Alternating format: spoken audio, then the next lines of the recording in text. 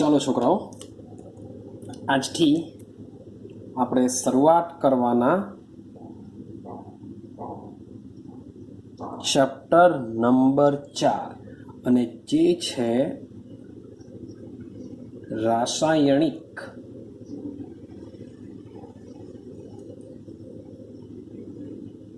ગતિકી. Chapter number 4 ભણીશું આપણે રાસાયણિક ગતિકી.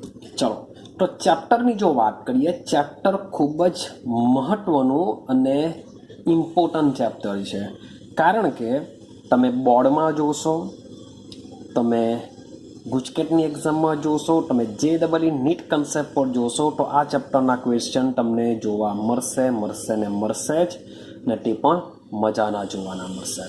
તો ચેપ્ટર ઓલ ઓવર જોઈએ તો જોવા જાય તો ચેપ્ટર થોડુંક બીજા બધા ચેપ્ટરો કરતાં થોડુંક નાનું છે, પણ મોટે ભાગે આ ચેપ્ટરના બોર્ડની એક્ઝામમાં તમને દાખલાઓ પૂછાવાના ચાન્સ 70% હોય છે. દાખલાઓ પૂછાવાના ચાન્સ 70% હોય છે, ને 30% ચાન્સ થિયરી પૂછાવાનો હોય છે. ને એ પણ પાછી એવી થિયરી છે કે જેમાં હું તમને આખા ચેપ્ટરમાં 4 કે 5 થિયરી કહેવાય, અને 4 કે 5 થિયરીમાંથી જે 2 કે 3 થિયરી તો એવી છે કે જેમાં મેથેમેટિકલ સ્ટેપ આવે છે. એ બી એક દાખલા જેવું સમજી લો. તો માત્ર 1 કે 2 થિયરી માંડ આખા ચેપ્ટરમાંથી તમારે કમ્પ્લીટ કરવાની હોય છે, અને આખું ચેપ્ટર મીન્સ કે સમજવું પડશે. કારણ કે એકવાર થિયરી જો હોય તો થિયરી તમે એકવાર ગોખી બી નાખશો, પણ જ્યારે સમજવાની વાત આવે ત્યારે તમારે MCQ માટે રેડી કરવાનું હોય છે.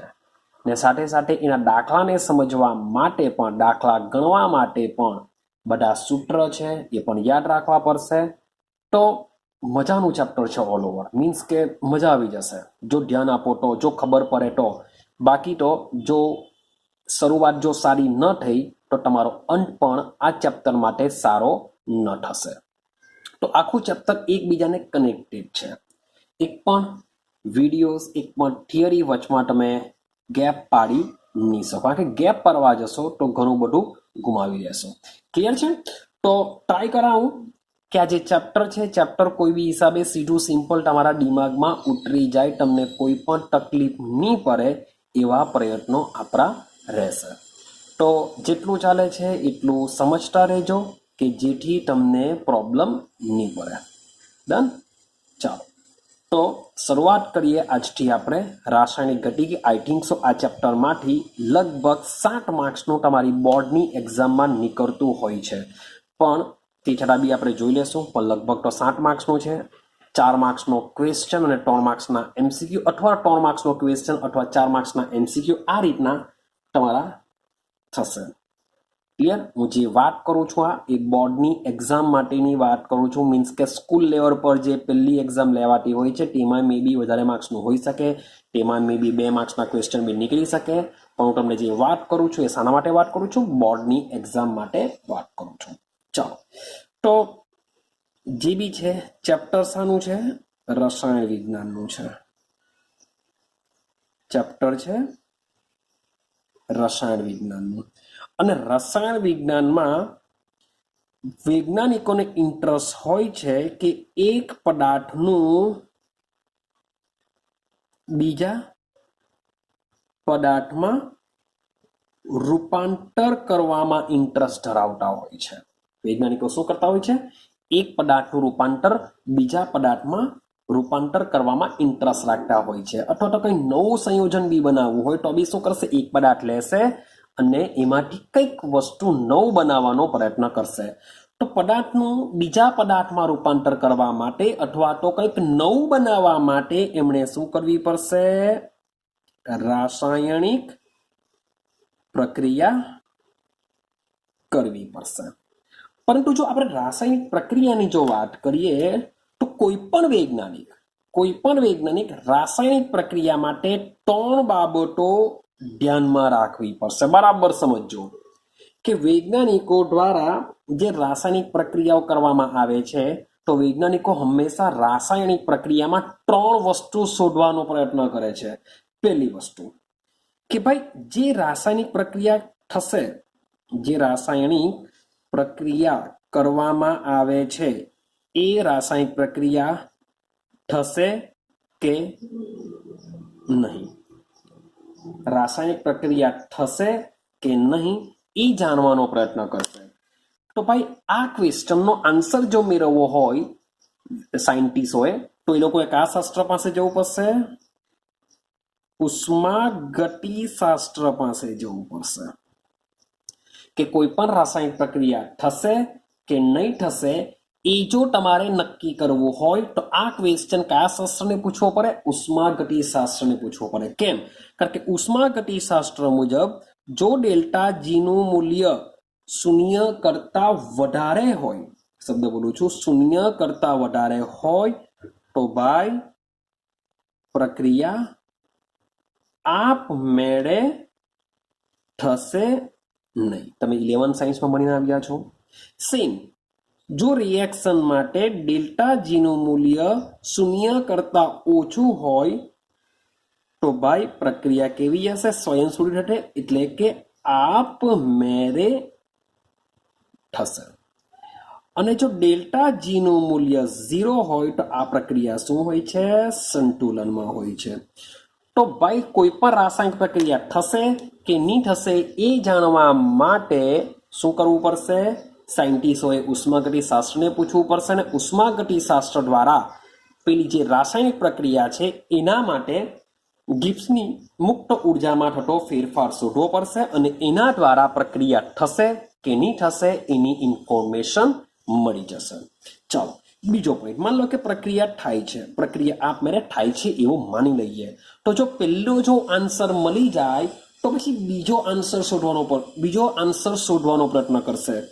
કે ભાઈ માની લઈએ કે પ્રક્રિયા તો થાય છે, માની લઉં છું પ્રક્રિયા થાય છે, તો પ્રક્રિયા થાય છે તો ત્યાર પછી શોધશે કે ભાઈ લીધેલા પ્રક્રિયકનું કેટલા પ્રમાણમાં નિપજમાં રૂપાંતર થશે એ શોધવાનો પ્રયત્ન કરે છે. કે ભાઈ તમે શરૂઆતમાં 100% પ્રક્રિયક લેશો તો એમાંથી કેટલો નિપજ બનશે એ શોધવાનો પ્રયત્ન કરશે. અથવા તો એવું બી કહી શકો કે ભાઈ પ્રક્રિયા ચોક્કસ સમયમાં કેટલી આગળ વધેલી છે, કેટલા અંશમાં પ્રક્રિયા પૂર્ણ થયેલી છે તે શોધવાનો પ્રયત્ન કરશે. તો ભાઈ સાયન્ટિસ્ટો દ્વારા આજે બીજા ક્વેશ્ચનનો જો આન્સર મેળવવો હોય તો એમણે પણ ક્યાં જવું પડશે? ઉષ્માગતિશાસ્ત્ર પાસે જવું પડશે. ક્યાં જવું પડશે? ઉષ્માગતિશાસ્ત્ર પાસે જવું પડશે. અને આ જે બીજો ક્વેશ્ચન છે એ બીજો ક્વેશ્ચન પર કોને પૂછવો પડશે? ઉષ્માગતિશાસ્ત્રને પૂછવો પડશે. રેડી? તો કેવી રીતના? તો લીધેલા પ્રક્રિયકનું કેટલા પ્રમાણમાં નિપજમાં રૂપાંતર થાય છે એના માટે રાસાયણિક પ્રક્રિયાનો શું શોધવો પડશે? સંતુલન અચળાંક શોધવો પડશે. તમે ઉષ્માગતિશાસ્ત્રને આ ક્વેશ્ચન પૂછો તો ઉષ્માગતિશાસ્ત્ર શું કહેશે? કે ભાઈ એના માટે રાસાયણિક પ્રક્રિયાનો સંતુલન અચળાંક શોધી કાઢો. જો સંતુલન અચળાંક કે ની વેલ્યુ જો 1 કરતા વધારે હશે તો એ કહેશે કે ભાઈ નિપજનું પ્રમાણ કેવું હશે? વધારે હશે. ભાઈ કે ની વેલ્યુ 1 કરતા ઓછી હોય તો નિપજનું પ્રમાણ કેવું હશે? ઓછું હશે. ને જો કે નું મૂલ્ય 1 હોય તો ભાઈ પ્રક્રિયા શામાં હશે? સંતુલનમાં હશે. એટલે કે પ્રક્રિયક અને નિપજ એકબીજા સાથે સંતુલન ધરાવતા હોય છે. તો આ રીતના તમને બીજા ક્વેશ્ચનનો આન્સર પણ વૈજ્ઞાનિકોને મળી જશે. હવે લાસ્ટ ક્વેશ્ચન બી ભાઈ બહુ ઇમ્પોર્ટન્ટ છે. તો વૈજ્ઞાનિકો દ્વારા રાસાયણિક પ્રક્રિયાને જો સમજવી હોય તો ત્રીજો ક્વેશ્ચન બી મીન્સ કે ઇમ્પોર્ટન્ટ છે. કે ભાઈ માની લઈએ કે પ્રક્રિયા તો થાય છે, બીજું કે પ્રક્રિયા કેટલા અંશે નિપજમાં રૂપાંતર થાય છે એ પણ જાણી લીધું, પણ ત્રીજો પોઈન્ટ છે કે પ્રક્રિયા કેટલા સમયમાં પૂર્ણ થશે. એટલે કે ભાઈ મારે જાણવો છે પ્રક્રિયાનો વેગ અથવા તો ઝડપ. પ્રક્રિયા પૂર્ણ થવા માટેનો વેગ અથવા ઝડપ મળે જાણવી છે તો શું કરશું? તો ભાઈ વૈજ્ઞાનિકો શું કરશે? ફરીથી પાછું મીન્સ કે બે આન્સર ઉષ્માગતિશાસ્ત્ર દ્વારા મળ્યા છે તો 100%ની વાત છે. ત્રીજો ક્વેશ્ચન પર કોને પૂછશે? ઉષ્માગતિશાસ્ત્રને પૂછશે કે ભાઈ ઉષ્માગતિશાસ્ત્ર કે ભાઈ મારી રિએક્શન થાય છે, કેટલા અંશે રિએક્શન આગળ વધી છે તે પણ તે મને કીધું, પણ લાસ્ટ ક્વેશ્ચન છે પ્રક્રિયાના વેગ વિશે તું માહિતી આપ. તો ઉષ્માગતિશાસ્ત્ર કહેશે કે ભાઈ આનો આન્સર હું આપી શકતો નથી, આનો આન્સર હું આપી શકતો નથી.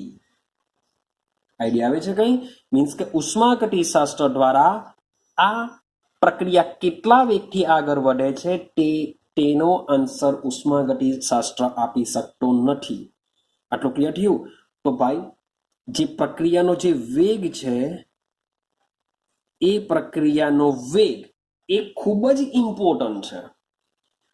મીન્સ કે શરૂઆતના બે ક્વેશ્ચન બી ઇમ્પોર્ટન્ટ છે, ના નથી પાડતો, પણ જે ત્રીજો પોઈન્ટ છે પ્રક્રિયાનો વેગ, એ પ્રક્રિયાનો વેગ વિશેની ઇન્ફોર્મેશન મેળવવી એ ખૂબ જ ઇમ્પોર્ટન્ટ છે.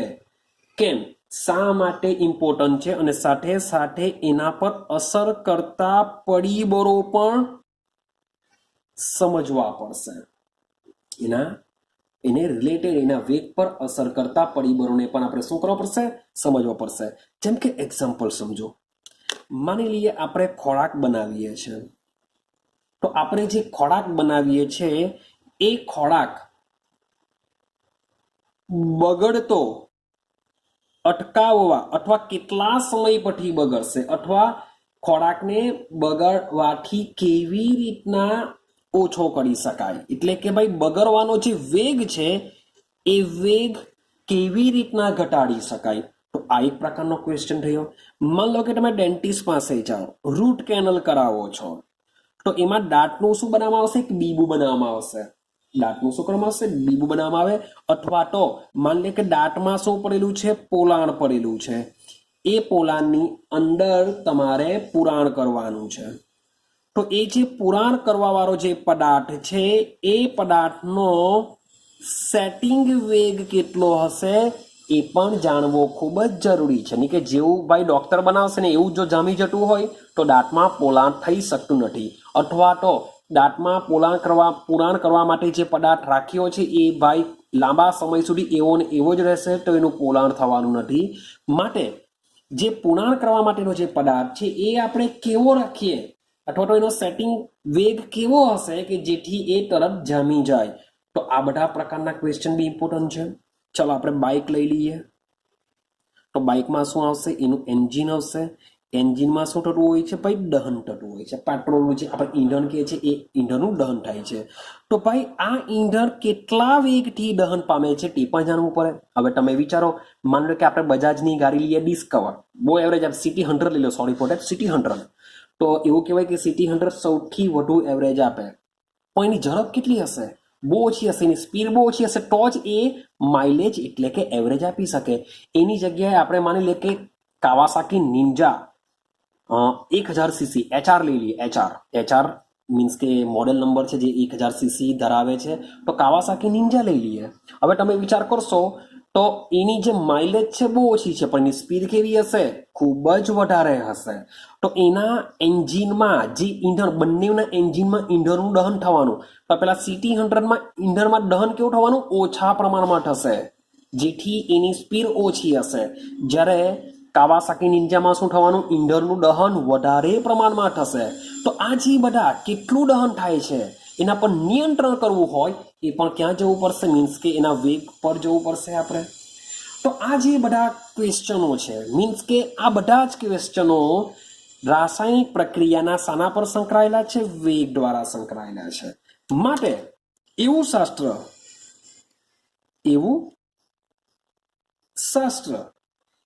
શાસ્ત્ર કે જે પ્રક્રિયાના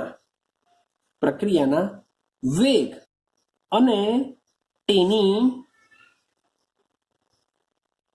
ક્રિયાવિધિ સાથે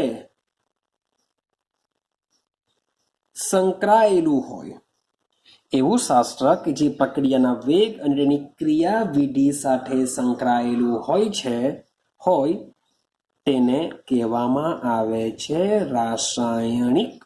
તેને કહેવામાં આવશે રાસાયણિક. આપણે રસાયણ લખ્યું છે. ઓકે, ચાલો. રાસાયણિક ગતિકી, તેને કહેશું આપણે રાસાયણિક ગતિકીથી ઓળખવામાં આવે છે. શું કહેશું આપણે એને? રાસાયણિક ગતિકીથી ઓળખીશું. હવે રાસાયણિક ગતિકીની વાત જો કરીએ, આઈડિયા આવે છે. મીન્સ કે ઉષ્માગતિશાસ્ત્ર અને રાસાયણિક ગતિકી એકબીજાના દુશ્મન છે એવું સમજીને ચાલો. ઉષ્માગતિશાસ્ત્ર અને રાસાયણિક ગતિકી શું છે? એકબીજાના દુશ્મન. મીન્સ કે તમે રાસાયણિક ગતિકીને એમ પૂછશો કે ભાઈ પ્રક્રિયા શક્ય છે કે નથી, તો એ ના પાડી દેશે, ભાઈ મને નહીં ખબર પડે, એ ઉષ્માગતિશાસ્ત્ર પાસે જાઓ. તમે જો એવું પૂછવાની વાત કરો કે લીધેલા પ્રક્રિયકનું કેટલા અંશમાં નિપજમાં રૂપાંતર થશે, એવો ક્વેશ્ચન તમે રાસાયણિક ગતિકીને પૂછશો તો એ કહી દેશે કે ભાઈ તમે ઉષ્માગતિશાસ્ત્ર પાસે જાઓ, મારી પાસે આ ક્વેશ્ચનના કોઈ આન્સર હોતા નથી. પણ જો તમે રાસાયણિક ગતિકીને એવું જો પૂછો કે ભાઈ આ લીધેલા પ્રક્રિયકનું કેટલા સમયમાં નિપજમાં રૂપાંતર થશે, તો એ 100% આન્સર આપશે. એની ક્રિયાવિધિ શું છે, કેટલા સમયમાં પ્રક્રિયાનો વેગ ઓછો થાય છે, વધે છે, એ બધા ક્વેશ્ચન રાસાયણિક ગતિકી આપી શકે. પણ આ જ ક્વેશ્ચનનો આન્સર ઉષ્માગતિશાસ્ત્ર આપી શકતો નથી. એટલે કે બંને શું છે? એકબીજાના વિરુદ્ધ છે. આઈડિયા આવે છે? ઉષ્માગતિશાસ્ત્ર પ્રક્રિયા થશે, લીધેલા પ્રક્રિયકનું કેટલા પ્રમાણમાં નિપજમાં રૂપાંતર થશે, બધું સમજાવી શકે, પણ પ્રક્રિયાના વેગ વિશે સમજાવી શકતું નથી. તો પ્રક્રિયાના વેગ વિશે સમજવું હોય તો આપણે રાસાયણિક ગતિકી પાસે જ જવું પડશે. ને રાસાયણિક ગતિકીને ઇંગ્લિશમાં કહેવામાં આવે છે કેમિકલ કાઇનેટિક્સ. શું કહેવામાં આવે છે એને? કેમિકલ કાઇનેટિક્સ થી તેને ઓળખવામાં આવે છે. હવે કેમિકલ તો રાસાયણિક કહેવાશે. હું કાઇનેટિક્સ પર આવી જાઉં. કાઇનેટિક્સ શબ્દ મજાનો છે. હવે આ જે કાઇનેટિક્સ શબ્દ છે એ ગ્રીક શબ્દ, જે કાઇનેટિક શબ્દ છે એ ગ્રીક શબ્દ કાઇનેસિસ પરથી ઉતરી આવેલો છે. અને કાઇનેસિસનો અર્થ થાય છે હલન ચલન. એને ઇંગ્લિશમાં આપણે શું કહીએ? મૂવમેન્ટ કહીએ છીએ. તો સેમ, એટલે કે ગતિકી સાથે, એટલે ગતિ સાથે સંકળાયેલું છે, માટે રાસાયણિક ગતિકી નામ આપવામાં આવ્યું. કેમિકલ કાઇનેટિક્સ દ્વારા આપણે ઓળખીએ છીએ. રેડી છે? ચાલો હવે સમજો. એક બહુ મજાનો આ બે વચ્ચે કમ્પેરિઝન સમજીએ. માન લો કે તમે ઉષ્માગતિશાસ્ત્રમાં આપણે સમજીને આવ્યા છો, અથવા ઉષ્માગતિશાસ્ત્ર તમે જો ક્વેશ્ચન પૂછો કે શું હીરાનું રૂપાંતર ગ્રેફાઇટમાં થઈ શકે છે? શું હીરાનું રૂપાંતર ગ્રેફાઇટમાં થઈ શકે છે? તમે ઉષ્માગતિશાસ્ત્રને પૂછશો તો આન્સર આવશે હા. આન્સર શું આવશે? હા, થઈ શકે છે. ક્લિયર?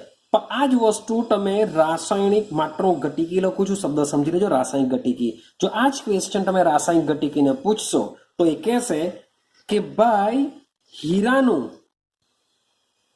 ગ્રેફાઇટમાં જે રૂપાંતરણ છે એ રૂપાંતરણની જે પ્રક્રિયાનો વેગ છે એ અતિશય ધીમો છે, ખૂબ જ ધીમો છે. ખૂબ જ ધીમો હોવાને લીધે આપણે એવું કહી શકીએ, અથવા તો એનો જે વેગ છે એટલો ધીરો કે છે આપણે એમ કહી શકીએ કે ભાઈ આપણે માપવું જ નથી, આપણે કલ્પી બી નહીં શકીએ, એટલો ધીરો છે. માટે એવું કહી શકાય કે હીરામાંથી ગ્રેફાઇટમાં રૂપાંતર શક્ય નથી, અથવા હીરાનું રૂપાંતર શક્ય નથી. હીરો જેવો છે તેવો જ રહેશે એવું આપણે માની શકીએ છીએ, કારણ કે એનો જે વેગ છે કેવો છે? ખૂબ જ ધીમો છે. ક્લિયર થાય છે? આઈડિયા આવે છે? હા કે ના? મીન્સ કે આપણે રાસાયણિક ગતિકીની અંદર ટોટલી વાત શાની કરીશું? સમજતા જજો કે આપણે રાસાયણિક ગતિકીની અંદર જે પણ વાત કરીશું એ માત્ર વાત શાની કરીશું? પ્રક્રિયાના વેગ વિશે. અને સાથે સાથે પ્રક્રિયાની જે ક્રિયાવિધિ કેવી રીતના થાય છે, તે જેથી વેગ ઘટે વધે, એ બધી જ વસ્તુ આપણે રાસાયણિક ગતિકીમાં સમજીશું. સાથે સાથે આ વેગ પર અસર કરતા પરિબળોનો બી અભ્યાસ આપણે આ ચેપ્ટરમાં કરીશું. મીન્સ કે હવે સમજવાનો પ્રયત્ન કરીએ છીએ કે આ ચેપ્ટરમાં આપણે કઈ કઈ વસ્તુનો અભ્યાસ કરવાના છે. તો પેલી વસ્તુ છે રાસાયણિક ગતિકી 100% પ્રક્રિયાના વેગ વિશેની બધી ઇન્ફોર્મેશન મેળવશે. સાથે સાથે પ્રક્રિયાની ક્રિયાવિધિ બી જાણવાનો પ્રયત્ન કરે અને આ પ્રક્રિયાના વેગ પર અસર કરતા પરિબળો વિશે પણ સમજાવશે. જેમ કે સાંદ્રતા અસર કરે છે એના વેગ પર, તાપમાન અસર કરે, દબાણ અસર કરે, ઉત્સેચક, કારણ કે આપણને ખબર છે ઉત્સેચકની હાજરીમાં પ્રક્રિયાનો વેગ ઘણો બધો વધી જાય છે. તો આ બધા પ્રક્રિયાના વેગ પર અસર કરતા પરિબળો છે. આઈડિયા આવે છે? ચાલો હવે બીજું કે ભાઈ જે પ્રક્રિયકો છે એકબીજા સાથે પ્રક્રિયા કરશે તો એ પ્રક્રિયા કઈ દિશામાંથી થાય તો પ્રક્રિયાનો વેગ સારો થઈ શકે. એટલે કે આપણે ભણીશું સંઘાતનો નિયમ. આપણે શું ભણીશું? સંઘાતનો નિયમ. ને આ સંઘાતનો નિયમ શાના પર રચાયેલો છે? ડિક વિન્યાસ. ડિક વિન્યાસ એટલે કે પ્રક્રિયકો યોગ્ય દિશામાંથી અથડાય ત્યારે જ તેનું નિપજમાં રૂપાંતર થઈ શકે છે. માટે આ ચેપ્ટરમાં આપણે બીજું શું સમજવાના છે? સંઘાતનો નિયમ પણ સમજવાના છે. સંઘાતના નિયમને આપણે શું કહેશું? અથડામણનો સિદ્ધાંત આપણે સમજીશું. અથડામણનો સિદ્ધાંત. તો આ બધી જ વસ્તુ આપણે આ ચેપ્ટરમાં સમજવાના છે. તો સૌથી પહેલામાં પહેલો પોઈન્ટ આપણે શરૂઆત કરીએ પ્રક્રિયાના વેગ વિશે. ક્લિયર છે? આપણે પ્રક્રિયાના વેગ વિશે શરૂઆત કરીએ. ચાલો સમજતા રહેજો. તો સૌથી પહેલી વસ્તુ ચાલુ કરું છું રાસાયણિક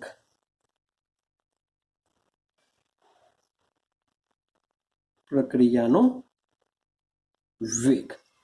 ચાલો તો સમજો હવે મેં ટોપિકની મીન્સ કે ચેપ્ટરમાં પહેલા શરૂઆતમાં પ્રસ્તાવના હતી કે મીન્સ કે કઈ રીતના ચેપ્ટરમાં શું ભણવાનું છે, ચેપ્ટર શું કહેવા માંગે છે એની વાત કરી.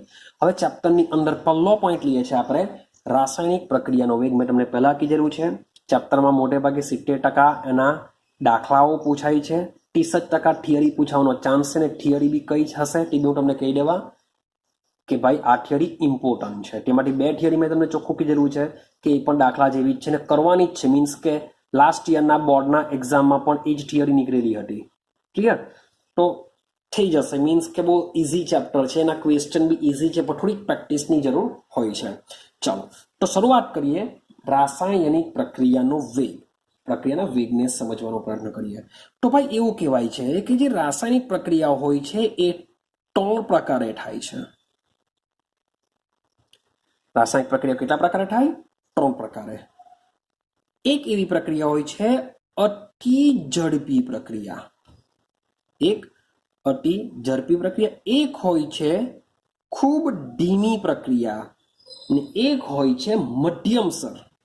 બેની વચ્ચેની મધ્યમસરની ઝડપ ધરાવતી પ્રક્રિયા.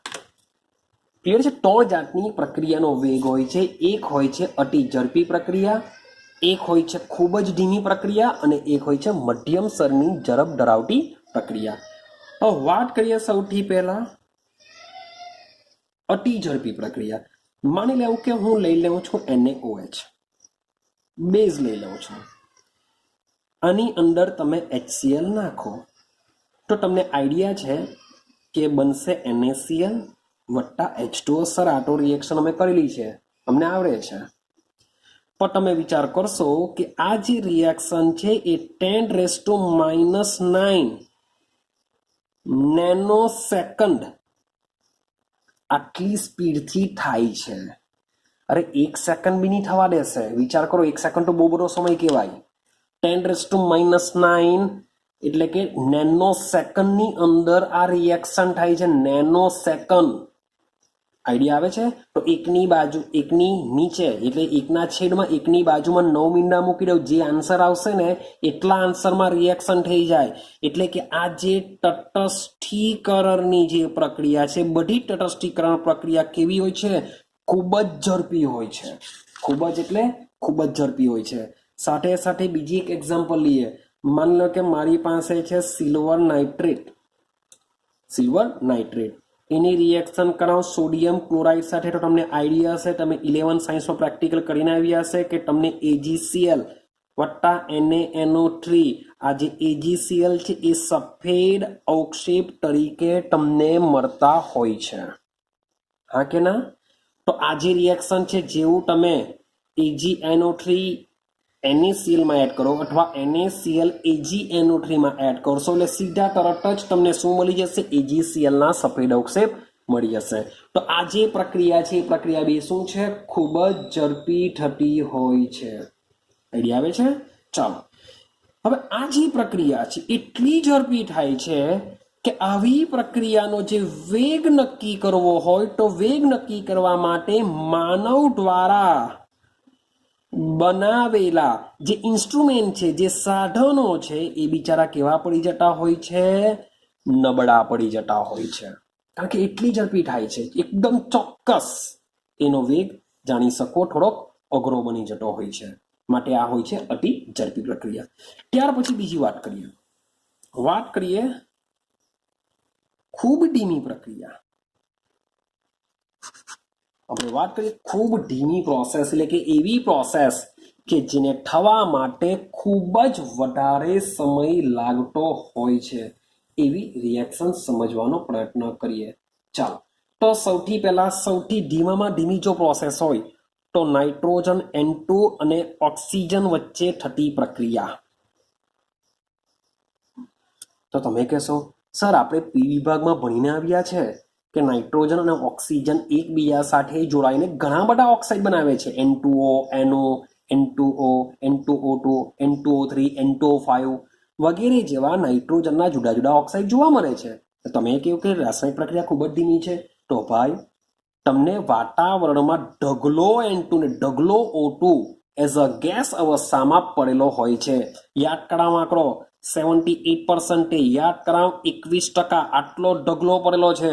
જો આ બે જો રિએક્શન કરી નાખતા હોઈએ તો આપણે ભગવાન પાસે ચાલ્યા ગયેલા હોઈએ, આપણું અસ્તિત્વ જ નહીં રહેતે. કારણ કે જેટલો બી ઓક્સિજન છે એ બધો જો આ સાથે રિએક્શન કરવામાં જો વપરાઈ જાય તો આપણે જીવી ન શકીએ. માટે થાય છે પ્રોસેસ, પણ એના માટે ચોક્કસ પરિસ્થિતિ હોય છે, એ પરિસ્થિતિમાં જ આ થાય છે. માટે સામાન્ય પરિસ્થિતિમાં સામાન્ય તાપમાને આ બંને વચ્ચે પ્રોસેસ શક્ય નથી. પણ જ્યારે કહી રાખું કે જ્યારે આકાશમાં વીજળી થતી હોય ત્યારે પુષ્કળ ઉર્જા પેદા થાય, તો એ પુષ્કળ ઉર્જાને લીધે આ લોકો જોડાઈને નાઇટ્રોજનના ઓક્સાઇડ બનાવી શકતા હોય છે. એટલે કહી શકાય કે આ રિએક્શન કેવી છે? ખૂબ જ ધીમી થાય છે. હવે ખૂબ જ એટલી બધી ધીમી છે કે આ રિએક્શનનો જો વેગ નક્કી કરવા જઈએ તો એ ખૂબ જ માનવ માટે ખૂબ જ કંટાળાજનક લાગશે. ખૂબ જ કેવું લાગશે? કંટાળાજનક લાગશે. એટલે કે આ પ્રક્રિયા કેવી છે? ખૂબ જ ધીમી થતી હોય છે. ચલો બીજા જો એક્ઝામ્પલ જોઈએ આપણે, તો ધાતુ પર ક્ષારણની ઘટના ચેક કરો. ધાતુ પર ક્ષારણ થાય છે, ભાઈ શું થશે? હવાની ભેજવાળી હવા, સોરી ફોર ધેટ લખીએ છીએ આપણે, ભેજવાળી હવાની હાજરીમાં શું થાય છે? ધાતુ પણ ક્ષારણ થાય છે. આ જે ક્ષારણ છે એ બી કેવી છે? ખૂબ જ ધીમી થાય છે. ખૂબ જ ઝડપી થતી નથી કે ભાઈ લોખંડને બહાર કાઢ્યું કાટ લાગી ગયો, ના, એ વર્ષો સુધી મીન્સ કે પ્રોસેસ થતી હોય છે. આ રિએક્શન કેવી છે? ધીમી છે. ચાલો હવે વાત કરીએ મધ્યમ સ્તરની પ્રક્રિયા, મીન્સ કે એવી પ્રક્રિયા કે જેમના વેગ બહુ વધારે પણ નથી અને બહુ ઓછા પણ નથી. તો મોટે ભાગે એવી પ્રક્રિયાઓના વેગનો અભ્યાસ આપણે ઇઝીલી કરી શકતા હોઈએ છીએ. જેમ કે મધ્યમ સ્તરની પ્રક્રિયામાં જો જોઈએ તો ભાઈ ખાંડનું વ્યુત્ક્રમણ લેજો. ખાંડનું વ્યુત્ક્રમણ એટલે કે એનું જળ વિભાજન લઈ લો, ઇન્વર્ઝન લઈ લો. ત્યાર પછી સ્ટાર્ચનું જળ વિભાજન લેવું, સ્ટાર્ચનું જળ વિભાજન લેવું. તો આ જે બધી પ્રોસેસો છે, આ બધી પ્રોસેસો કેવી છે? ખૂબ જ, એવું નથી કે આ બે જ, બીજા બધા બી ઘણા બધા એક્ઝામ્પલો હોઈ શકે છે. અતિ ઝડપીમાં બી હોઈ શકે, ધીમીમાં બી હોઈ શકે અને મધ્યમ સ્તરમાં બી હોઈ શકે. પણ જે રીતના આપેલું છે આપણે તે રીતના જ વાત કરીશું. ચાલો, ક્લિયર છે? તો આ રીતના 3 પ્રકારની પ્રક્રિયાના વેગ હોય છે. ક્લિયર છે? ચાલો હવે આપણે સીધા સિમ્પલ વેગ ઉપર જઈએ, બરાબર સમજો. ચાલો હવે એક મજાનું એક્ઝામ્પલ આપો, સમજવાનો પ્રયત્ન કરજો. માની લેવું કે કોઈ છોકરો છે, કોઈ છોકરો છે, એની પાસે શું છે? બાઇક છે, એટલે કે ગાડી છે. એ બાઇક પર પોતાની ગર્લફ્રેન્ડને બેસાડીને ક્યાં જાય છે? ફરવા જાય છે. કોઈ છોકરો છે એ બાઇક પર શું કરે છે? પોતાની ગર્લફ્રેન્ડને બેસાડીને ફરવા જાય છે. ભાઈ જતો હશે. તો સમજો કે આ જે છોકરો છે એ બાઇકને કેવી ચલાવશે? ખૂબ જ ધીમી ધીમી ચલાવશે. ભાઈ એકદમ જ રોડ ખાલી હોય, દૂર સુધી કંઈ દેખાતું નહીં હોય, તેમ છતાં પણ ગાડી કેવી ચલાવશે? ધીમી ધીમી ચલાવશે. કેમ? કારણ કે જેટલો સમય ભાઈ ગર્લફ્રેન્ડ સાથે પસાર થાય એટલો સારો. હા કે ના? આ એક પરિસ્થિતિ થઈ. માની લો કે બીજી પરિસ્થિતિ વિચારીએ કે રસ્તાની અંદર ભાઈ એની જે ગર્લફ્રેન્ડ છે એના ગર્લફ્રેન્ડના ફાધર એને જોઈ ગયા, અથવા તો એવું સમજીએ કે ફાધરનો એના પર કોલ આવ્યો કે ભાઈ તારે 10 મિનિટમાં ક્યાં આવી જવાનું છે? ઘરે આવી જવાનું છે. હવે વિચાર કરો કે 10 મિનિટમાં જોઈ ગયા, એના કરતાં ભાઈ કોલ આવ્યો એવું વિચારે કે ભાઈ એનો ફાધરનો કોલ આવ્યો અને છોકરીને કીધું કે તારે 10 મિનિટમાં ઘરે પહોંચવાનું છે. તો હવે વિચારો કે એનો જે બોયફ્રેન્ડ છે, જે છોકરો છે, એ છોકરો ભાઈ હવે કેવી ચલાવશે? ગાડી ફાસ્ટ ચલાવશે. મે બી સ્પીડ બ્રેકર આવશે તો સ્પીડ બ્રેકર માટે શું કરશે? ભાઈ ગાડી ધીમી પાડવી જ પડશે. સાથે સાથે જે ટર્ન આવશે એ ટર્નમાં બી કેવી ચાલશે? ગાડી ધીમી ચાલશે. પણ જેવો સીધો રસ્તો આવશે એટલે ગાડીની સ્પીડ પાછી વધારી દેશે. પાછો ટર્ન આવે તો શું થશે? ગાડી ધીમી થશે. માટે હવે એની જે બાઇક છે, પેલા કેવું હતું? ભાઈ ટર્ન આવશે, અહીંયા જેટલી સ્પીડથી ચલાવતો એટલી જ સ્પીડથી ચલાવશે, કારણ કે ગાડી એકદમ જ ધીમી ચલાવશે. તો ટર્ન હોય કે એક સરખો રોડ હોય, બધામાં એક સરખી ચાલશે. પણ જ્યારે આપણે મીન્સ કે આ તો ભાઈ એક સ્ટોરી બનાવું છું ભાઈ, ગર્લફ્રેન્ડની વાત છે, પણ આપણે રૂટીન લાઈફની વાત કરીએ તો રૂટીન લાઈફમાં આપણે જ્યારે બી રસ્તો મીન્સ કે ખાલી હોય છે ત્યારે ગાડીની સ્પીડ આપણી વધારે હોય છે. સ્પીડ બ્રેકર એટલે કે બમ્પર આવે ત્યારે ગાડી ધીમી કરીએ છીએ, પાછી આપણે વેગ વધારીએ છીએ. મે બી જો કોઈ ટર્ન આવતો હોય તો ગાડી ધીમી કરીએ છીએ. તો આ રીતના આપણે બાઇકને ચલાવીએ છીએ. ક્લિયર છે? મે બી સીધો રોડ હોય ને જો બ્રેક જો નહીં મારો તો શું કરો? એક્સિડન્ટ. ક્લિયર છે? આપણે એક્સિડન્ટ મને નથી કરવું કારણ કે ભણાવવાનું છે મારે. તો માની લઈએ કે આ રીતના આપણે બાઇક ચલાવીએ છીએ. તો કહેવાનો મતલબ શું છે કે જે બાઇક છે એ બાઇક નો જે રસ્તો છે એ રસ્તો ભાઈ 100% સીધો રહેવાનો નથી. મીન્સ કે આવો વાંકા ચોકા રસ્તો જ હશે, રસ્તો ખરાબ હશે. તો બાઇકની જે ઝડપ છે અથવા જો વેગ છે એ વેગ આખા રસ્તામાં એક સરખો હોતો નથી. ઇમેજિનેશન કરો તમે કે તમે જ્યારે મીન્સ કે બાઇક લઈને જાઓ છો રસ્તા ઉપર, ત્યારે રસ્તો ખરાબ છે, સ્પીડ બ્રેકર આવે છે, વળાંક આવે છે, તો આખા રસ્તા ઉપર તમારી બાઇકની ઝડપ અથવા તો વેગ બધે એક સરખો હોતો નથી. તો આપણે શું કરીએ છીએ? બાઇકની ઝડપ મારે કાઢવી હોય તો ફિઝિક્સને યાદ કરો ભાઈ. માની લે કે બાઇકનો મારે વેગ જાણવો હોય તો આપણે કેવી રીતના નક્કી કરીશું? તો બાઇકનો વેગ જાણવા માટે બાઇકે તેના સ્થાનમાં થયેલો ફેરફાર, મીન્સ કે બાઇકના સ્થાનમાં પહેલા બાઇક અહીંયા હતી, ત્યાંથી થોડાક સમય પછી અહીંયા ગઈ, તો એ જે સ્થાનમાં ફેરફાર છે એ ફેરફાર, શબ્દ બોલું છું, એકમ સમયમાં નક્કી કરવામાં આવે છે. એટલે કે એકમ સમયમાં બાઇકના સ્થાનમાં થતા ફેરફારને સમજી લઈએ તો ભાઈ બાઇકનો વેગ મને મળી જશે. પણ આપણે તો ભાઈ કોઈ ફિઝિક્સ નથી ભણતા, આપણે કેમેસ્ટ્રી ભણીએ છીએ. મીન્સ કે આપણે બાઇક સાથે બહુ લેવા દેવા નથી કે ભાઈ કેટલું એન્જિનમાં પેટ્રોલ બળે છે. પેટ્રોલ આપણું કેમેસ્ટ્રીનું છે નાની પારીએ, પણ કેટલું બળે છે, કેટલું પિસ્ટન ઉપર નીચે થાય છે, અને સાથે સાથે કેટલું ચાક ગતિ મળે છે, તો એ બધું ફિઝિક્સમાં તમે ભણજો. ભાઈ આપણે કેમેસ્ટ્રીમાં આવી જઈએ તો કેમેસ્ટ્રીમાં તો આપણે ભણવાનું છે પ્રક્રિયાના વેગ વિશે. તો પ્રક્રિયાના વેગમાં ક્યાં આપણે રસ્તો લાવવા જવાના? કાં આપણે કઈ બાઇકમાં ભાઈ કોઈ ગર્લફ્રેન્ડને બેસાના પ્રક્રિયા ઉપર? તો ભાઈ પ્રક્રિયાનો વેગ સમજવા માટે મારે શું કરવું પડશે? એકમ સમયમાં પ્રક્રિયકો અથવા તો નિપજોની સાંદ્રતામાં થતા ફેરફારના અનુસંધાનમાં પ્રક્રિયાનો વેગ નક્કી કરવામાં આવશે.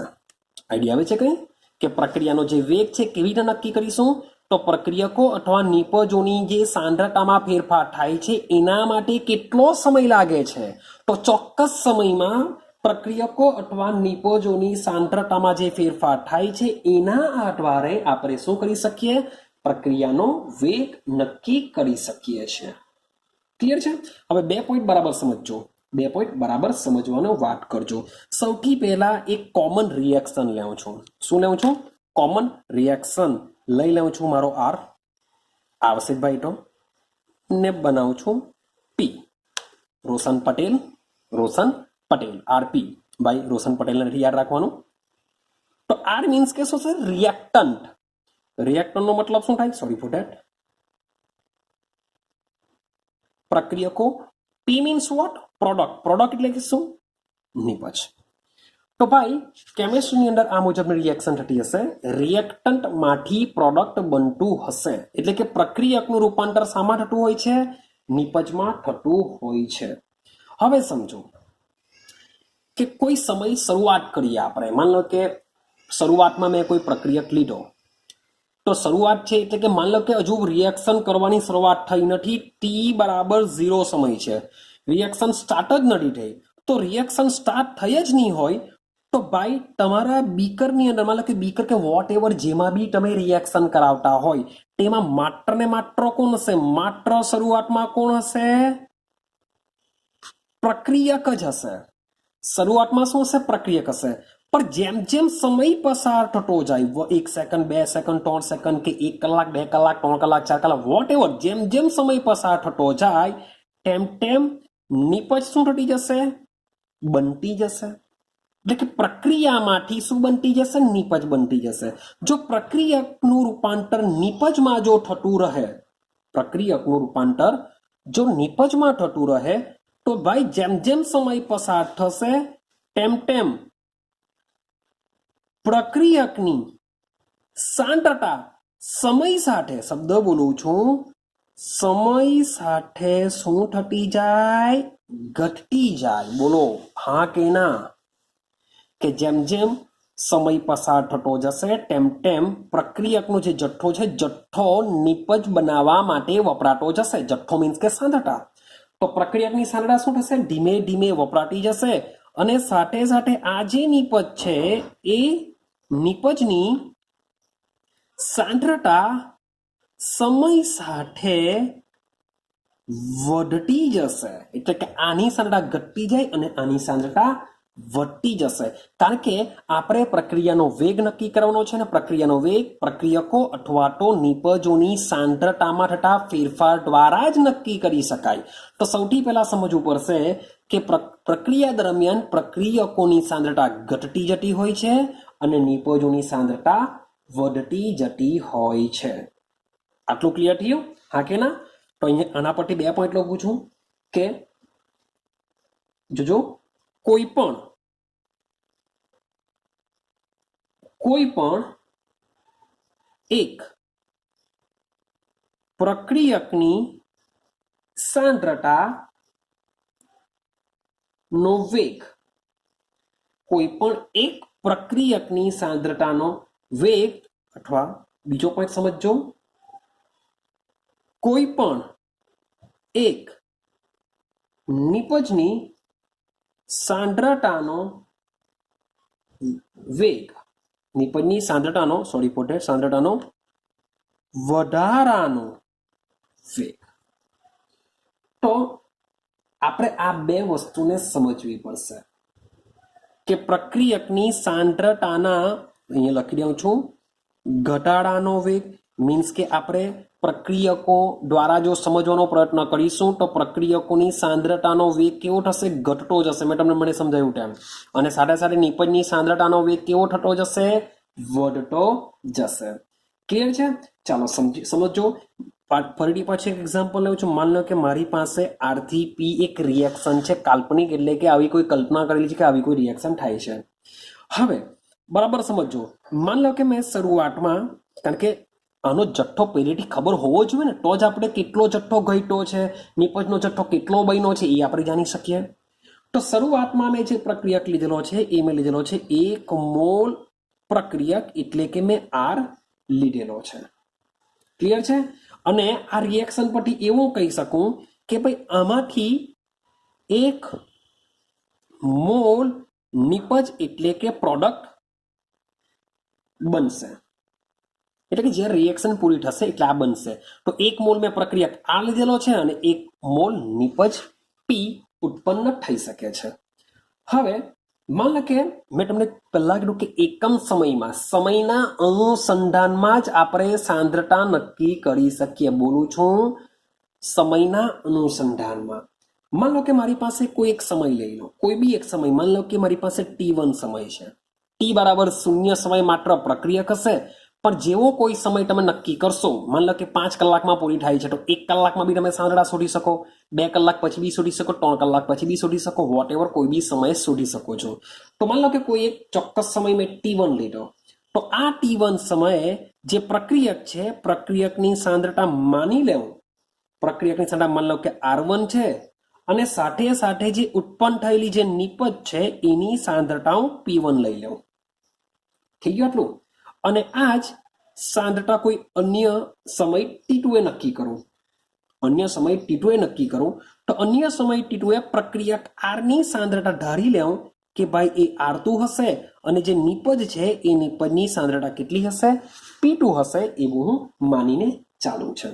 માટે આના પરથી સમયમાં થતો ફેરફારને આપણે કહીશું ડેલ્ટા ટી. યાદ રાખતા જજો, સમયમાં થતો ફેરફાર જે બી ગાળામાં આપણે પ્રક્રિયાનો વેગ માપીશું એ ગાળામાં, મીન્સ કે શરૂઆત જ્યાંથી કરી હશે, માની લો કે આ એક રસ્તો છે, અહીંયા 5 કલાકનો સમય છે ને અહીંયા 10 કલાકનો સમય છે, અથવા 5 મિનિટમાં લઈ લઈએ, અહીંયા 10 મિનિટ, 5 મિનિટથી અહીંયા પહોંચતા બીજી 5 મિનિટ લાગે છે. આઈડિયા આવે છે? માન લો કે આ 0 છે, 0 થી અહીંયા 5 મિનિટ, અહીંયાથી આટલે જતા બીજી 5 મિનિટ એટલે 10 મિનિટ. તો માન લો કે અહીંયા મારી બાઇક છે, એ બાઇક અહીંયાથી અહીંયા પહોંચવા લાગશે, તો અહીંયાથી અહીંયા પહોંચવા માટે હું શું કરા? 10 - 5 કરા, તો જ મને 5 મિનિટ ખબર પડશે કે મારી બાઇક અહીંયા છે, અહીંયાથી અહીંયા મારે પહોંચવા માટે લાગતો સમય કેટલો હશે? 5 મિનિટ હશે. તો ફેરફાર થશે અહીંયા શરૂઆતમાં, અહીંયા અંતિમ. તો આપણે અંતિમમાંથી પ્રારંભિક બાદ કરીએ છીએ, માટે ડેલ્ટા ટી શોધવા માટે આપણે t2 માઇનસ શું કરીશું? t1 કરીશું. યાદ રાખજો, અંતિમમાંથી શું કરીશું? પ્રારંભિક બાદ કરીશું. સેમ એ જ પ્રમાણે માની લો કે પ્રક્રિયકની સાંદ્રતામાં થતો ફેરફાર મારે શોધવો છે, પ્રક્રિયકની સાંદ્રતામાં થતો ફેરફાર શોધવો છે, તો ડેલ્ટા આર બરાબર વિચારો શું થશે? R2 minus R1. હંમેશા બીજામાંથી પહેલું બાદ કરીશું, એટલે કે અંતિમમાંથી પ્રારંભિક બાદ કરીશું. સેમ એ જ પ્રમાણે માન લો કે પ્રોડક્ટની સાંદ્રતામાં થતો ફેરફાર શોધવો હોય તો સેમ અંતિમમાંથી શું કરીશું? આપણે પ્રારંભિક સાંદ્રતા બાદ કરીશું. હવે આ જે મેં જે દર્શાવ્યું છે, આ જે ચોરસ જે કૌંસ છે, એ ચોરસ કૌંસમાં જ્યારે બી દર્શાવશું એની દર્શાવશે સાંદ્રતા. જ્યારે બી આપણે ચોરસ કૌંસનો ઉપયોગ કરીશું ત્યારે એની શું દર્શાવશે? સાંદ્રતા દર્શાવશે. અને સાંદ્રતા જે છે, એક મિનિટ, ચાલો પેજ આપણે ટર્ન કરી દઈએ, સમજતા જજો કે આ જે ચોરસ કૌંસ છે, ચોરસ કૌંસ શું દર્શાવે છે? સાંદ્રતા દર્શાવે છે. ને એ સાંદ્રતા શામાં હોય છે? મોલ પ્રતિ લિટર એકમમાં દર્શાવવામાં આવતું હોય છે. શામાં હોય છે? મોલ આને કહીશું, મોલર જ કહીશું આપણે. મોલ પ્રતિ લિટર એટલે શું થશે? મોલર. જો મોલર હોય તો મોલ પ્રતિ કિલોગ્રામ આવે, પાછો મોલર છે એટલે કે મોલ પ્રતિ લિટરમાં આપણે દર્શાવીએ છીએ. આટલું ક્લિયર થઈ ગયું?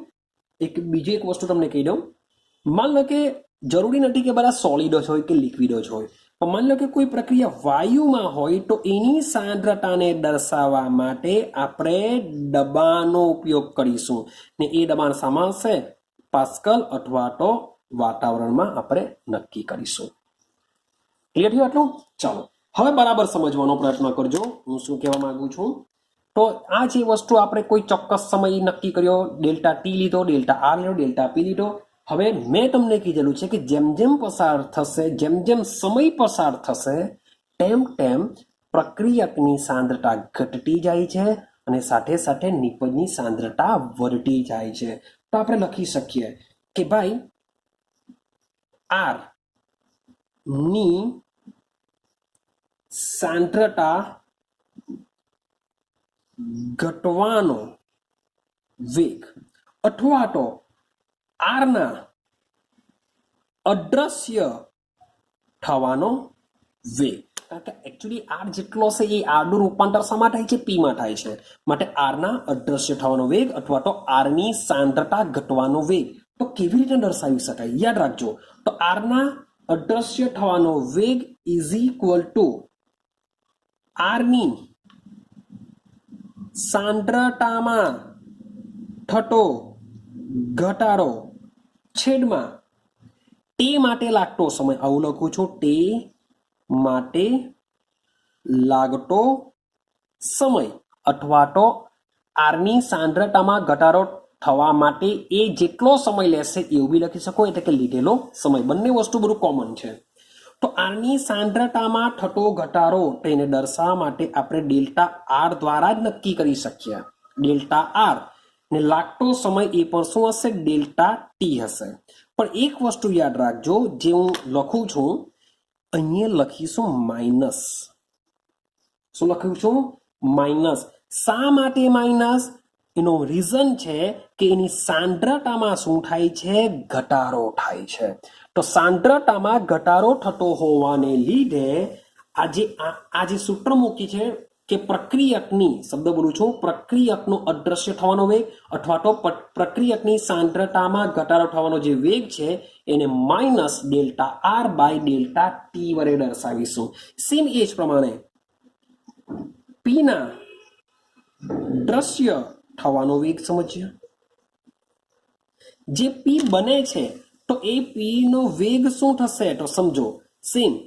તો આમાં જેમ ઘટાડો થયો તેમ પીમાં શું થશે? પીની સાંદ્રતામાં થતો વધારો. શું લખીશું આપણે? પીની સાંદ્રતામાં થતો વધારો અને છેદમાં લખીશું તે માટે લાગતો સમય. શું લખીશું? તે માટે લાગતો સમય. તો આનું શું થશે? પીની સાંદ્રતામાં વધારો એટલે કે આપણે એને ડેલ્ટા પી વડે દર્શાવીશું. તેના માટે લાગતો સમય ડેલ્ટા ટી. પણ યાદ રાખજો, આમાં આપણે લખીશું પ્લસ. એકચ્યુઅલી તમારે કંઈ લખવાની જરૂર નથી, પણ આ તો દર્શાવવા માટે પ્લસ. કેમ અહીંયા પ્લસ? કારણ કે પીની સાંદ્રતામાં વધારો થાય છે એટલે પ્લસ, ને પ્રક્રિયક માટે જો લખો તો પ્રક્રિયકની સાંદ્રતામાં ઘટાડો થાય છે માટે માઇનસ. તો આવું બધી વસ્તુ એમસીક્યુમાં બી નીકળતી હોય છે. કેવી રીતના? તો હું તમને એ પછીથી સમજાવવાનો પ્રયત્ન કરાય. એનો ક્વેશ્ચન તમને કેવા, તો અમે જરાક વેટ એન્ડ વોચ કરો. ક્લિયર છે? ચાલો. તો આ સમીકરણનો ઉપયોગ કરીને આપણે પ્રક્રિયાનો વેગને શું કરી શકીએ છીએ? નક્કી કરી શકીએ છીએ. અને આ જે પ્રક્રિયાનો વેગ છે એ હંમેશા શાના ઉપર રાખશે? સમય પર. અને સમયની સાથે સાંદ્રતા ઉપર. શબ્દ સમજો કે જે પ્રક્રિયાનો વેગ છે, વેગ જો નક્કી કરવો હોય તો એના માટે સાંદ્રતા અને સાથે સાથે સમય, આ બે વસ્તુનો ઉપયોગ કરીને આપણે પ્રક્રિયાનો વેગ જાણી શકીએ છીએ. માટે આ તો કોઈ ચોક્કસ ગાળો લીધો. માની લો કે મારે તો આખી પ્રક્રિયાનો વેગ જાણવો છે. તો આખી પ્રક્રિયાનો વેગ જાણવા માટે આપણે જાણવું પડશે એનો સરેરાશ વેગ. શું જાણવું પડશે? સરેરાશ વેગ. સરેરાશ એટલે કે એવરેજ. વી એટલે કે વેગ એટલે વેલોસિટી. તો દર્શાવવા માટે આપણે અહીં VAV લખીશું. VAV, એવી મીન્સ કે એવરેજ, વેલોસિટી એટલે કે વેગ. તો સરેરાશ વેગને દર્શાવવા માટે VAV દ્વારા નક્કી કરીશું. તો મારે જો સરેરાશ વેગ નક્કી કરવો હોય, કારણ કે ભાઈ જે બાઇક છે, મેં તમને પહેલા કીધું કે બાઇકનો ભાઈ 5 મિનિટ પહેલા સમય જુદો, મીન્સ કે એનો વેગ જુદો હશે, બીજી 5 મિનિટ પછી જુદો હશે, પછીની 5 મિનિટ પછી પાછો કઈ જુદો હશે. આખા રસ્તા પર એક સરખો રહેવાનો નથી. તો એનો વેગ આખા રસ્તામાં જુદો જુદો હોય છે. તો આપણે શું કરીએ છીએ? એનો એવરેજ વેગ કાઢીએ છીએ. એક સરખો વેગ, એવરેજ વેગ કાઢીએ છીએ. તો આપણે પણ પ્રક્રિયકની જે પ્રક્રિયાનો વેગ છે એ પ્રક્રિયાનો વેગ જાણવો જો હોય તો આપણે શું કરવું પડશે? સરેરાશ વેગ જાણવો પડશે. તો સરેરાશ વેગ કેવી રીતના જાણી શકાય? તો સરેરાશ વેગ જાણવા માટે આપણે આલેખ દોરવો પડશે અને એ જે આલેખ છે એ આલેખ શાના વર્સિસ શાનો દોરવો પડશે? તો 100%ની વાત છે, સાંદ્રતા વર્સિસ સમયનો આલેખ દોરવો પડશે, કારણ કે સમયની સાથે સાથે સમયના અનુસંધાનમાં સાંદ્રતામાં ફેરફાર થાય છે. તો સમજીએ. માન લો કે આ રીતના આલેખ દોરીએ છીએ, આપણે બંને માટે દોરીશું, એટલે કે પ્રક્રિયક માટે બી દોરીશું, નિપજ માટે બી દોરીશું. સૌથી પહેલા શરૂઆત કરીએ પ્રક્રિયક માટે. ચાલો, તો આ શું છે? સમય છે, આ બાજુ સમય થશે ને આ છે આપણી સાંદ્રતા. જેમ જેમ ઉપર તરફ જશું તેમ તેમ સાંદ્રતા વધતી જશે. હવે બરાબર સમજવાનો પ્રયત્ન કરજો કે શરૂઆતમાં શું થાય. શરૂઆતમાં ટી બરાબર 0 હોય, ટી બરાબર 0, ત્યારે માની લો કે આ જે પ્રક્રિયક હશે એ અહીંયા હશે. કેમ અહીંયા ટોચ પર? કેમ ટોચ પર મેં દર્શાવેલો છે? કારણ કે એ સમયે પ્રક્રિયકની જે સાંદ્રતા હોય છે એ સૌથી વધારે હશે. તો એ પ્રક્રિયકની સાંદ્રતાને માની લેવું કે હું દર્શાવવા માટે R0 નો ઉપયોગ કરું. શા માટે 0? તો આ ટી બરાબર 0 સમયની સાંદ્રતા દર્શાવશે. શું દર્શાવશે? ટી બરાબર 0 સમયની સાંદ્રતા દર્શાવશે. હવે સમજો, હવે રિએક્શનની શરૂઆત થાય છે. અહીંયા છે ટી બરાબર 0, તો 0 સમય આ સાંદ્રતા કેટલી હોય છે? R0, એટલે કે સૌથી વધારે હશે. હવે જેમ જેમ સમય પસાર થતો જશે તેમ તેમ પ્રક્રિયકની સાંદ્રતામાં શું થતો જશે? ઘટાડો થતો જશે. તો આ જે આલેખ છે એ આલેખ તમને આ રીતના શું થતો જશે? ઘટતો જોવા મળશે. આઈડિયા આવે છે? Sorry for that. આ રીતના તમને આલેખમાં પ્રક્રિયકની સાંદ્રતા શું થતી જશે? ઘટતી જોવા મળશે. હવે સમજો, માની લેવું કે હું આ સમયગાળા ઉપર આ જે ગારો છે એમાં હું આ સમય મીન્સ કે જો નીચે તરફ લંબાવું તો આ જે પણ સમય હશે એને હું T1 કહું. એ T1 સમયે પ્રક્રિયકની સાંદ્રતા હું માપી શકું છું અને માપવાનો પ્રયત્ન કરા તો એ મને મળશે. અહીંયા 1 છે એટલે હું લખું છું R1. ક્લિયર થાય છે?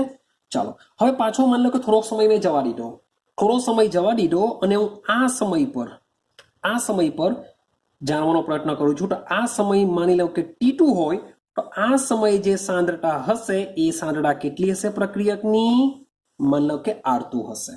કેટલી હશે? R2. તો આ જે ગારો છે જેને આપણે કહેશું ડેલ્ટા ટી, એટલે કે તાપમાનનો તફાવત છે એને આપણે શું કહેશું? ડેલ્ટા ટી કહેશું. અને આ જે ગારો છે મીન્સ કે સાંદ્રતામાં આ જે ગારો જે દર્શાવવામાં આવે છે જેને આપણે કહેશું ડેલ્ટા આર. એને શું કહેશું? ડેલ્ટા આર વડે ઓળખીશું. તો આ રીતના આપણે આલેખનો ઉપયોગ જો કરીએ તો આપણને આર એવરેજ, આર, ચલો અહીંયા લખી દઈએ છીએ નીચે, R average is equal to આપણી પાસે સૂત્ર શું છે? Minus delta R by delta T. હવે ડેલ્ટા આર ની જગ્યાએ શું લખી શકીએ? તો R2 માઇનસ R1 ના છેદમાં T2 માઇનસ T1. તો આ રીતના આપને આર એવરેજ મળી જશે. શું મળી જશે? આર એવરેજ મળી જશે. ક્લિયર થાય છે? ચાલો, સેમ વસ્તુ માની લો કે આ જો આલેખ હું હવે નિપજ માટે દોરું તો નિપજ માટે શું થઈ શકે? આ જે છે શાના માટે છે? પ્રક્રિયક માટે છે. હવે હું નિપજ માટે દોરું છું તો સેમ જ આલેખ દોરીશું. આ બાજુ સમય, આ બાજુ લઈ લેશું આપણે સાંદ્રતા, આ બાજુ ઉપર તરફ વધશે. હવે ટી બરાબર જ્યારે 0 સમય હોય તો ત્યારે નિપજ તો બની જ નહીં હશે. તો માટે આલેખનો શરૂઆત અહીંયાથી થશે, ટી બરાબર 0 થી, કારણ કે નિપજ બનવાની નથી.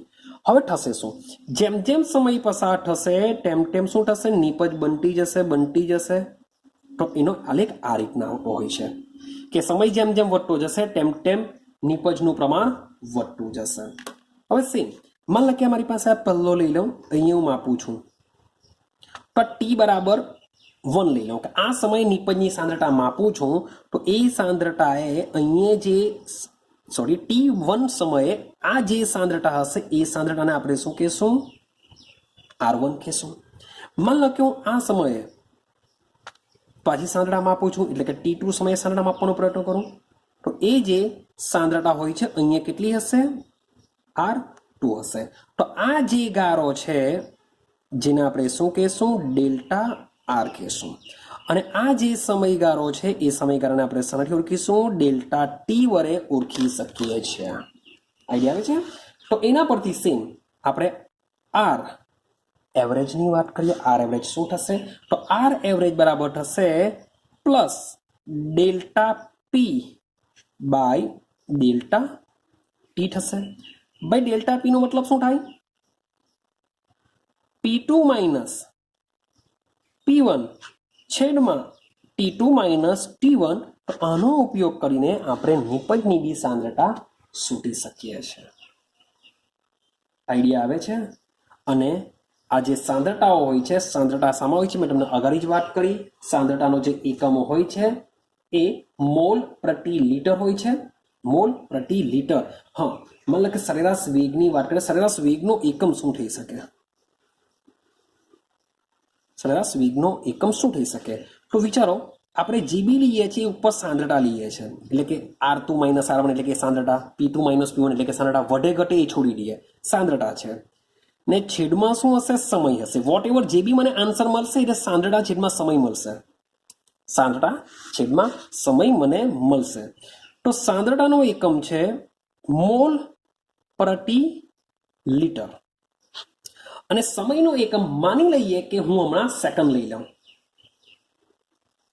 સેકન્ડ તો ભાઈ સરેરાશ વેગનો એકમ શું બની જશે તો સરેરાશ વેગનો એકમ બનશે મોલ પ્રતિ લીટર પ્રતિ સેકન્ડ તો આ બની જશે સરેરાશ વેગનો એકમ પણ માની લેવું કે મારી પાસે જે પ્રક્રિયકો છે એ પ્રક્રિયકો વાયુમય છે વાયુમય હોય તો એની સાંદ્રતા શામાં આવશે દબાણમાં આવશે સાંદ્રતા શામાં આવશે દબાણના છેદમાં આપણે લખીશું સેકન્ડ લખે સમય સેકન્ડ જ રાખીએ તો આ જે દબાણ છે વાયુઓની સાંદ્રતા આપણે દબાણમાં લેશું અને દબાણ માટે આપણે લેશું વાતાવરણ તો એકમ બની જશે વાતાવરણ પ્રતિ સેકન્ડ બની જશે તો સરેરાશ વેગનો એકમ શું બનશે વાતાવરણ પ્રતિ સેકન્ડ બની જશે ક્લિયર થાય છે તો આ પ્રકારે આપણે પ્રક્રિયાનો વેગ સમયના અનુસંધાનમાં સાંદ્રતામાં થતા ફેરફારને આધારે આપણે ગણી શકીએ છીએ તો આજના પૂરતું આપણે ખાલી આટલો જ વિડીયો બનાવીએ છીએ આ જ વિડીયોને આપણે નેક્સ્ટ વિડીયોની અંદર આપણે કન્ટિન્યુ કરીશું મીન્સ કે હજુ પણ જે પ્રક્રિયાનો જે વેગ છે એ વેગ આપણે કમ્પ્લીટ કર્યો નથી હજુ પણ આપણે આને કન્ટિન્યુ આગળ લઈ જશું અને આ પહેલા ટોપિક પરથી જ તમને એક દાખલો બી નીકળી શકે છે એ કેવો દાખલો નીકળી શકે છે એની પણ આપણે ચર્ચા કરીશું તો ભાઈ મેં તમને પહેલા જ કીધેલું છે કે બધા વિડીયો શું હશે એકબીજાને કનેક્ટેડ હશે બધા વિડીયો તમારે આના બરાબર ઓબ્ઝર્વેશન કરવા પડશે તો જ તમને આ કન્સેપ્ટ બધા ક્લિયર થશે તો આજના માટે આપણે આટલો જ વિડીયો રાખીએ છીએ અને બરાબર સમજો જે નેક્સ્ટ વિડીયો હશે એ નેક્સ્ટ વિડીયોમાં આ જ વિડીયોને આપણે અહીંયાથી કન્ટિન્યુ કરીશું અને પ્રક્રિયાનો વેગ સરેરાશ વેગ અને સાથે સાથે આપણે સમજવાના છે ઇન્સ્ટન્ટ વેગ ત્વરિત વેગ શું છે એને પણ આપણે નેક્સ્ટ વિડીયોની અંદર સમજવાનો પ્રયત્ન કરીશું તો બસ આજના માટે આપણે આટલા વિડીયો સુધી જ રાખીએ છીએ નેક્સ્ટ વિડીયોમાં આનાથી આપણે કન્ટિન્યુ કરીશું